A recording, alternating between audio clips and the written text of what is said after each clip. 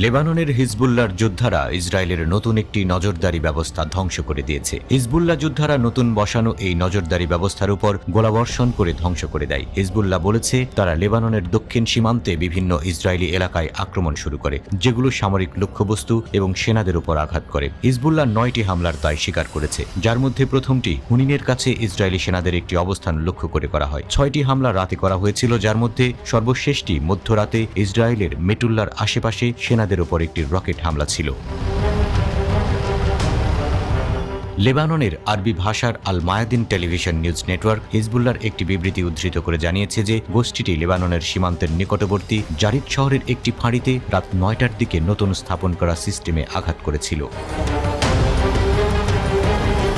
একটি ক্ষেপণাস্ত্র ব্যবহার করে এ হামলা চালানো হয়েছে, আর হামলায় যে ক্ষেপণাস্ত্রটি ব্যবহার করা হয়েছে সেটিতে একটি ক্যামেরা লাগানো ছিল। হিজবুল্লাহ আরও জানিয়েছে নজরদারি অবস্থান থেকে ক্ষেপণাস্ত্র ছুটত ইসরায়েলি সেনারা। একটি পৃথক বিবৃতিতে হিজবুল্লাহ জানিয়েছে গাজায় ইসরায়েলি আক্রমণ শুরু হওয়ার পর প্রথমবারের মতো সারফেস টু সারফেস ফালাক 1 ক্ষেপণাস্ত্র উৎক্ষেপণ করেছে। অধিকৃত গোলান উপত্যকার একটি সেনা ব্যারাকে হামলা চালিয়েছে প্রতিরোধ যোদ্ধারা। হিজবুল্লাহ ইসরায়েলের একটি সেনা সমাবেশের উপরেও হামলা চালায়। উত্তর ইসরায়েলের ইউনিন গাজালের কাছে ওই হামলা হয়। এছাড়া হিজবুল্লাহ যোদ্ধারা ইসরায়েলের আরও বিভিন্ন এলাকায় ব্যাপকভাবে রকেট ও ট্যাঙ্ক বিধ্বংসী গোলাবর্ষণ করে।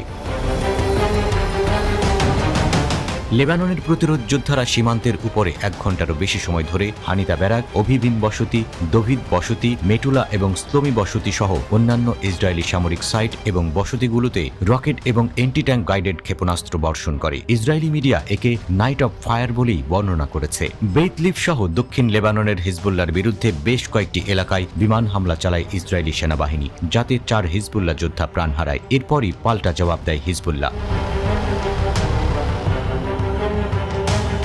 হিজবুল্লাহর তথ্যমতে ইসরায়েলের সঙ্গে চলমান সংঘর্ষে এখনো পর্যন্ত 168 জন যোদ্ধাকে হারিয়েছে তারা। গত 7 অক্টোবর ফিলিস্তিনের গাজাভিত্তিক সশস্ত্র গোষ্ঠী হামাস ও ইসরায়েলের মধ্যে যুদ্ধ বাধে। এর পরের দিন থেকে ইসরায়েলের বিভিন্ন অবৈধ বসতিতে বিক্ষিপ্ত হামলা চালানো শুরু করে হিজবুল্লাহ, যা এখনো পর্যন্ত চলছে। যুদ্ধের শুরুতে ধারণা করা হয়েছিল হিজবুল্লাহ ইসরায়েলের বিরুদ্ধে পূর্ণ যুদ্ধে জড়াবে, কিন্তু সেই পথে না গিয়ে ইসরায়েলি সেনাদের ব্যস্ত রাখতে প্রতিদিনই বিক্ষিপ্ত হামলা চালাচ্ছে হিজবুল্লাহর যোদ্ধারা।